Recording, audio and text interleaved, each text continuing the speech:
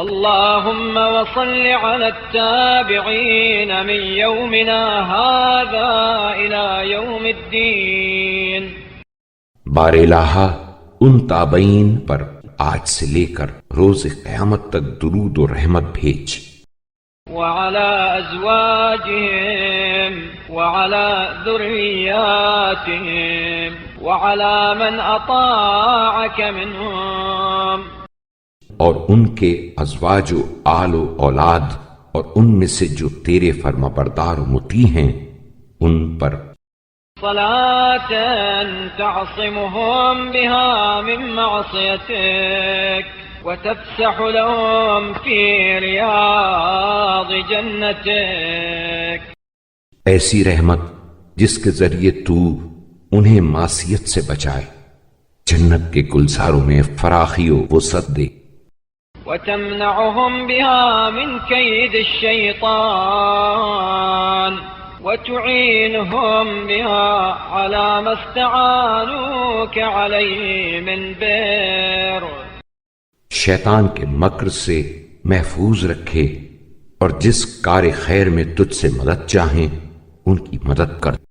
وتقيهم طوارق الليل والنهار إلا طارقا يطرق بخير.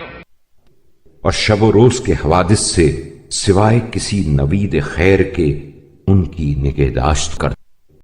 وتبعثهم بها على اعتقاد حسن الرجاء لك والطمع فيما عندك.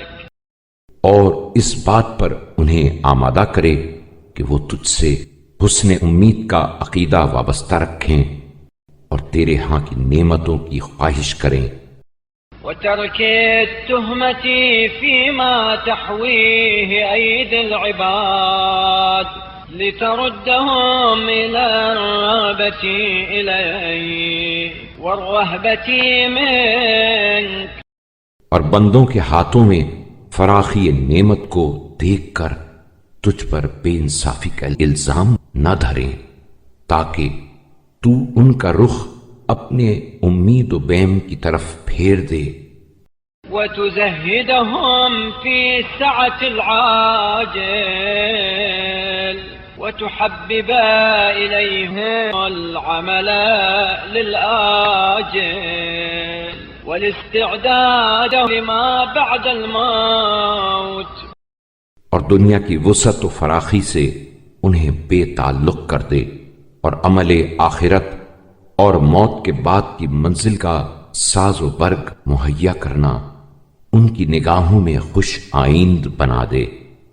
وتهون عليهم كل كرب يحل بهم يوم خروج الأنفس من أبدانها.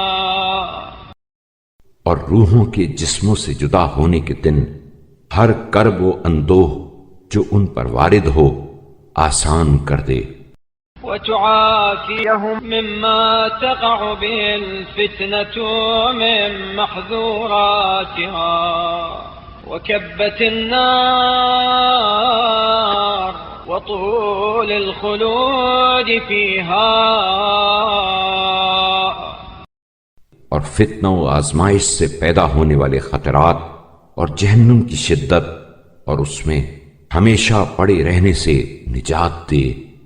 وتصيرهم إلى أمن من مقيل المتقين.